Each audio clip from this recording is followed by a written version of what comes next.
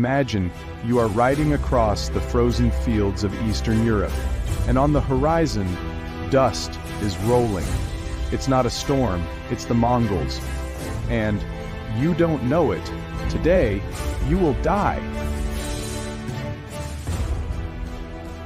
It was the year 1223, in the vast, windswept steppes of Central Asia. A storm was brewing, silent, swift, and utterly merciless. That storm had a name: the Mongols. And they were coming. Two of Genghis Khan's most brilliant generals, Subutai the strategist and Jebe the relentless, had been unleashed to the west, chasing remnants of the Kipchak tribes who had dared to defy Mongol might. The Kipchaks, bloodied and desperate, fled across the steppes, seeking refuge in the lands of the Rus principalities, unaware that they had just dragged Eastern Europe into the eye of an unstoppable hurricane. When the Kipchaks arrived at the gates of Kiev pleading for help, the Rus princes, proud, independent, and unaccustomed to fighting together, saw an opportunity for glory. They formed a coalition. Warriors from Galicia, Kiev, Chernigov, and beyond gathered to crush what they believed were mere desert raiders. They didn't understand the enemy they were facing. No one in Europe did. The Mongols weren't just warriors. They were shadows that moved faster than any army had before, wielding bows with terrifying precision and minds sharpened by endless conquest. And yet, the Rus believed victory was certain. How could men from the east, barbarians, defeat the proud sons of the Slavs? They would soon find out. And when they did, it would be too late, because the storm from the east wasn't coming. It was already here. The Rus coalition was massive. Tens of thousands of men, banners flying high, armor gleaming under the sun. They believed they were marching to an easy victory. After all, the enemy was in retreat. The Kipchaks, now their allies, claimed the Mongols were fleeing eastward in fear. And to the Rus commanders, that made sense. What kind of army runs from battle? But the Mongols weren't running, they were leading. Subutai and Jebe were not just warriors, they were chess masters on horseback. They had studied the Rus, they knew their weaknesses, disunity, pride, and overconfidence, so they offered the oldest trick in the book, the illusion of cowardice. For 9 straight days the Mongols pulled back across the open steppe, retreating just fast enough to stay ahead of the coalition, never engaging, never resisting, always just out of reach. It was exhausting. The Rus army stretched thinner and thinner, their supplies dwindled, and their horses faltered. But they kept chasing. Victory they thought was near. Then came the ambush. Near the Kalka River, the Mongols stopped fleeing and turned to fight. Not as a broken force, but as a perfectly positioned war machine. Hidden units emerged from hills and brush. Arrows blackened the sky. Cavalry crashed into the flanks like thunder. The exhausted Rus had no time to form ranks, no space to maneuver. What began as a pursuit became a massacre. Panic spread like wildfire. Horses trampled men, commanders screamed orders into chaos. The Kipchaks fled first, then the Rus line collapsed. Men who had ridden to battle, proud and defiant, now begged for mercy, or tried to drown themselves in the river rather than be caught. It was never a battle.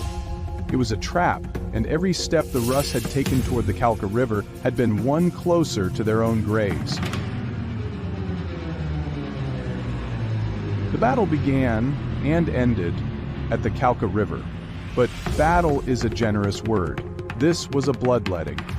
The Rus coalition, once proud and thunderous, collapsed like a castle of sand under a tidal wave. Their horses were weary, their formations shattered, and the Mongols? They were fresh, precise, and merciless. Arrows flew in waves. The sky itself seemed to rain death. Mongol cavalry swept through the disorganized ranks like blades through cloth. No line held, no banner stood firm for long. Prince Mstislav of Kiev, one of the coalition's leaders, fought to the bitter end. His bodyguard was slaughtered around him, his retreat blocked, his cries lost in the din of steel and screaming. He, along with dozens of other noblemen, was captured alive. But this would not save them. The Mongols had no interest in ransom, they wanted to send a message. In one of the most chilling scenes of medieval warfare, the Mongols constructed a makeshift wooden platform. They then bound the captured princes face up beneath it.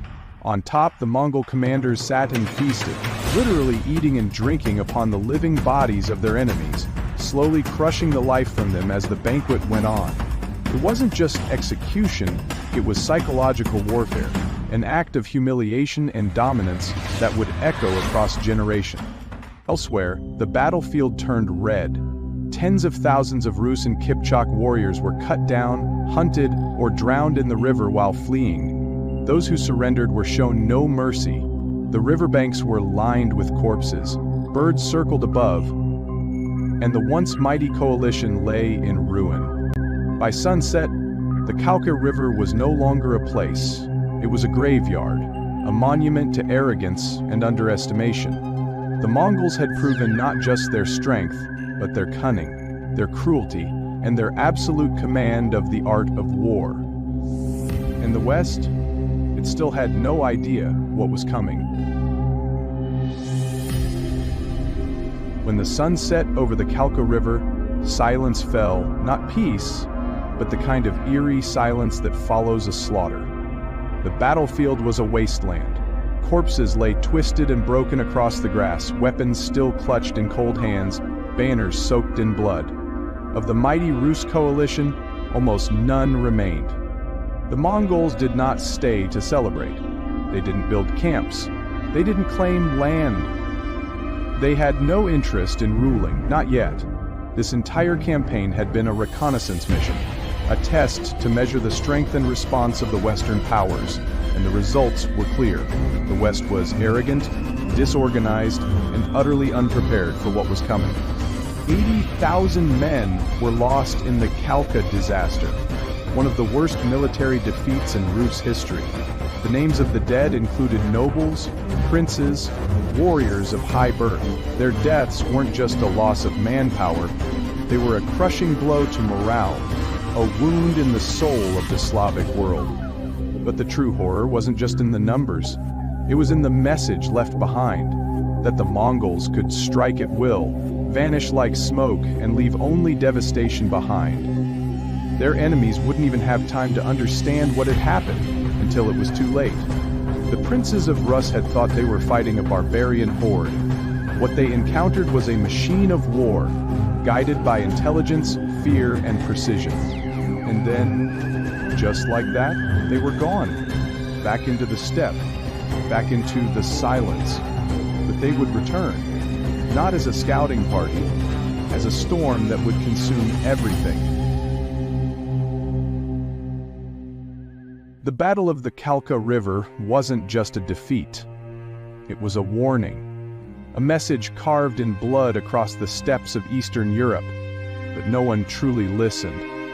The Rus believed it was over, that the storm had passed.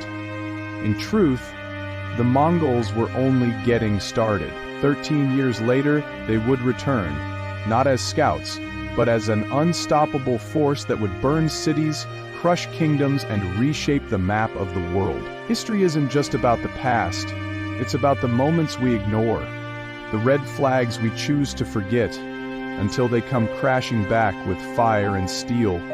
So if you found this story chilling, if you want more forgotten battles, fallen empires, and echoes of ancient fury, subscribe, hit that bell, because next time, we follow the Mongols as they return. And this time, no one gets out alive.